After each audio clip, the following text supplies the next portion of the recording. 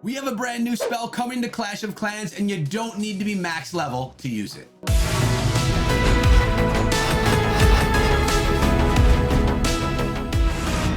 What is up, my friends? My name is Echo, and welcome back to the channel, where today I am introducing something to you guys from the sneak peek number 1 of the winter update for Clash of Clans. Introducing the Invisibility Spell. This is a really exciting day for me because we have a new spell coming to Clash, and you don't need to be max level to use it, guys. You get this spell at Town Hall 11. Now, throughout this video here today, I'm going to be showing you the exact stats of the things that are being upgraded or of the new spell that's being implemented. Plus, we have some exciting replays of me testing this thing out so you could see how it works. But the invisibility spell works a little bit differently than you would probably guess, and we're going to get into that. Before I do, make sure you subscribe to the channel and ring the bell. But even more than that, if you want to be part of my community, besides commenting below, come through my Discord server. Over there, we are building an amazing community where I want you guys to be part of. It's linked down below, plus it is the pinned comment. Come on through, say what's up to me. I'll be waiting and looking to see when you join. Okay, guys, now notice the spell factory. You need to upgrade your spell factory to level 6 so you can unlock this brand new invisibility spell. And as you can see right here, we're going to jump on over to it. It is a 1 camp space spell, and it costs elixir. We're not looking at dark elixir right here. Now, I'm going to read the stats verbatim for you guys so you can know exactly what this does, and I'll probably pop them up on the screen for you as well. The invisibility spell turns everything invisible, not just your troops, but all of the surrounding defenses are going to be invisible as well. The only things not affected by this are walls or siege machines. So this is actually pretty cool, and I have some good footage of this happening as well. If your troops are invisible, the defenses can't attack them, but if the defenses or other structures are invisible, your troops can't attack them either. So really exciting. This is going to completely mix up the meta. Let me give you an example so you can actually see what I'm talking about. All right, so this was cool. I came up upon this base. I said, this is a perfect example to test out this spell. And check it out. I did not make my queen invisible. She's actually invisible now inside, but look, she's ignoring everything. She ignored that town hall until it became showing, until the invisibility had worn off, and then she went at it again. Let's look at that again. Let's look at it one more time. So the invisibility spells are dropped. She's going to ignore the town hall. She's going to ignore everything but the cannon. Notice it wears off, then she suddenly starts attacking it again. Pretty cool dynamics we're going to be able to see with the use of this spell.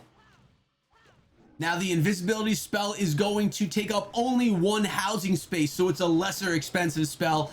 It brews, takes 3 minutes, and it affects both air and ground units, so literally everything can be invincible. It's obviously a splash damage type thing as well. And the upgrade levels and costs, I'm going to pop up on the screen right now so you could take a look at it and see for yourself what it costs, how long things take, so you can get yourself one of these max level spells. Max level being level 4, that you will unlock later on, not at Town Hall 11. But we got a little bit of a go wipe action. I figured, why not do some go wipe, right? So we're using the invisibility spells, and I mean, I'm using it pretty basic here, but look at that Inferno Tower locking in on my troops. Using the invisibility spell there allows for those troops to sneak away and maybe not be killed by the Inferno Tower. So instead of having to freeze an Inferno, now we can make our troops invisible. It'll lose sight. It won't have that connection with those troops, and it'll retarget. Another way to retarget the Inferno Tower. So pretty interesting stuff right there. I don't know. I'm excited about this new spell. I think that it's going to change metas completely in Clash of Clans. I mean,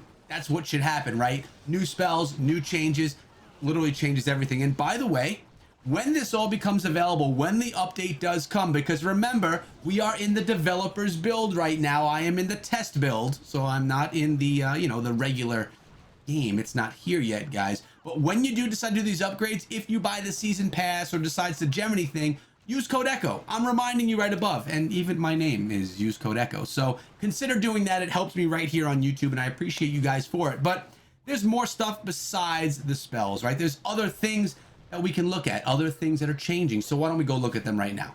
So now I'm here logging in back on my main account in the game that you have right here on my max Town Hall 13, which is not going to be max for very long because we have more upgrades coming to buildings, to one of our heroes as well. I'm going to talk about that right now as we look at some gameplay footage of me attacking here in the Scrappy Wizards, a great clan family. Consider coming through, you know, come through on the Discord, you can get through that. But let's talk about new levels of building. And again, I'll be popping up the images so you can see what these upgrade costs are, etc. along the way. So first of all, the Spell Factory, getting to level 6 so that we can upgrade it and allow that invisibility spell to come. That's exciting. We're gonna have that coming so we can get the new spell, which is sweet. X bows, we are getting level 8 bows. It's gonna cost 17 million gold. It's gonna take 17 days. My goodness, use those building speed ups, use any hammers that you have. Now is the time, because that is a long upgrade time. Damage per second 185, hit points 4200. Giant bombs are getting a level 7. It's going to cost 7 million gold. Take 9 days to do the upgrade. It's going to affect 4 tiles, and the damage is going to be 375. Air bombs level 8, 5 million gold to upgrade those. 7 day on the upgrade and 260 on the damage, affecting 3 tiles. That's not the most exciting stuff. More coming, guys. So the Royal Champion, we're getting a new skin for the champion. She's part of this season's pass. Use code ECHO.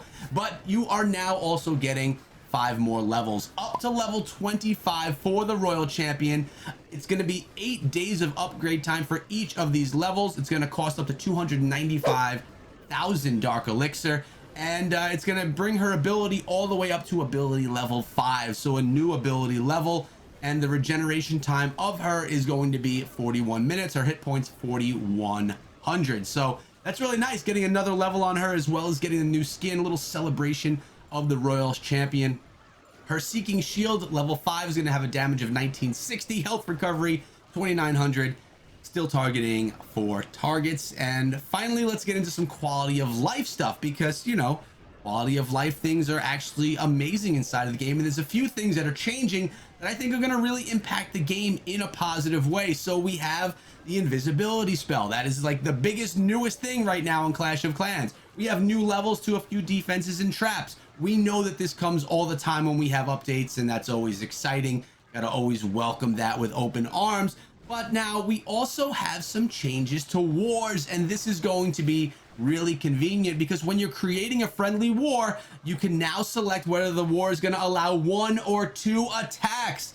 Yes, that's right, because now everything is esports in Clash of Clans. Everything is related to these 1 attack wars.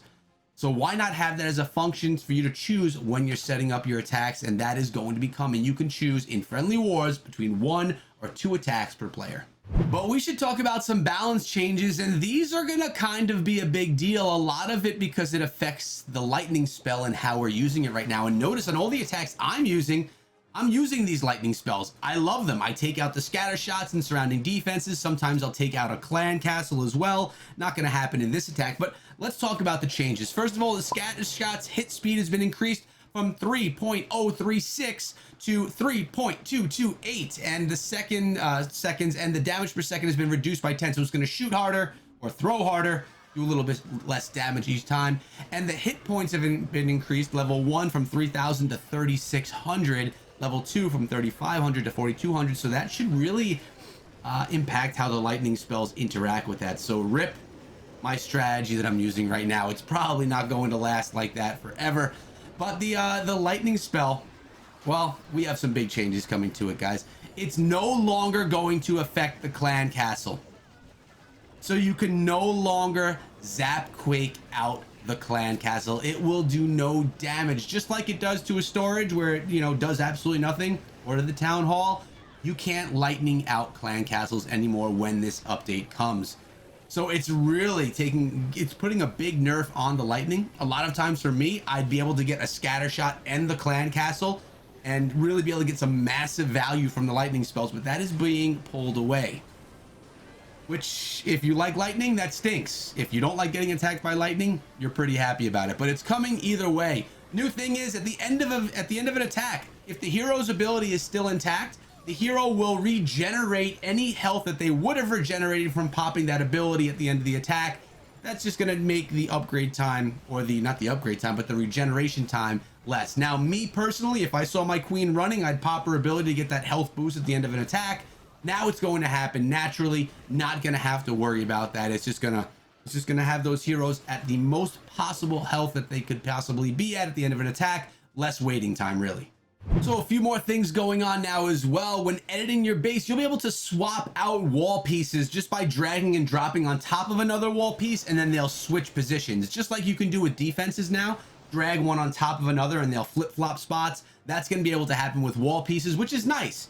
Because when you want to move wall around, and because they're different levels, you'll be able to do that a lot more easily. Cannon carts over in the other village, in the dark village, they are going to retarget after being pushed back if the target is not within range anymore. So that's cool. You'll get a little bit more value, a little bit of a buff coming to those cannon carts, which is nice. And units will now have more accurate line of sight calculation to help with pathing. I know that you guys aren't as excited about the Builder's Hall. I always love the cannon carts, so I'm happy to hear that they're coming back with a little bit of a buff. Now, I'm going to actually have to pause my attack here because I want to show you some new cool functions as well. I have to jump back over the developers video, but we'll come back to this so you can see the sweet triple I pulled in war. Before I do, I want to show you here on the season pass, you know, I could never get rewards. The loot rewards, when you're max, you could never grab them. But in the future, I believe we're going to be able to grab 5 gems if we can't grab the loot because we're already full. So at least we'll get something. 5 gems isn't a lot, but it's a lot better than just dumping all your loot at the end of the season, getting absolutely nothing for it. So that's going to be a cool feature coming too. A cool thing that I really like here is the new cosmetics tab. You see the little hanger there, and you can see all of the skins of the heroes that you could purchase, right? So if you didn't get the season pass that month, a lot of them are available here. Not all of them, not any of the exclusive ones, but they are available for you to really view nicely here. You could also click on the eye icon and see what they really look like, and if it's one that you want to pick up. One of my favorites being this P.E.K.K.A. King. So it's really not giving you any functionality that we didn't have before, but it's just laid out a lot more nicely, and it's easier for you to find, because in the past you had to click on the hero, change skins, and then there were some available for purchase, where here it's just laid out, super simple, super easy, nice change, quality of life stuff. And now as we get back to my 3-star in war, there were a few small things that I wanted to mention just to close out the video. One of those is requirements for some of the builder-based tasks and clan games and season challenges have been reduced in order to bring them more in line with main village tasks. So I guess it's not going to be as valuable to do some of the Builders Hall stuff. I know a lot of people do them just because they want to get those points, although they maybe don't enjoy playing the Builders Hall. That's just going to be adjusted. And lastly, according to the Supercell ID stuff, if you're into that, younger players are now able to create a Supercell ID from their account by providing the email address of a trusted adult or guardian. So it's going to allow some younger players to secure their accounts with the Supercell ID as well now. So guys, we have another sneak peek coming very soon. So I want to make sure that you subscribe to the channel, so when it comes out, you'll be here to see it. Not that other creators won't make it as well, but it won't be me. And I would love it if you guys were here looking at that cool stuff with me. But the thing of the day was the Invisibility Spell. I'm excited for it. Can't wait to see how it's going to change up the metas, what's going to change in war, especially in esports with some of these high-level clans. How is all of this going to change Clash of Clans? It's always exciting, and I can't wait to see how it implements into the game and how it changes the game. Let me know your thoughts down below. What are you most excited about so far? I mean, I kind of just want a Christmas tree too. You know I love that Clash of Clans Christmas tree. You see, I got a collection right here of them, and I'm waiting to add one more to it. Can't wait for that tree to come and for the snow to come again in Clashmas or Christmas. Call it what you will. Hope you enjoyed the video, guys. Make sure you tune in for the next sneak peek. Check out these videos before you go, and be good.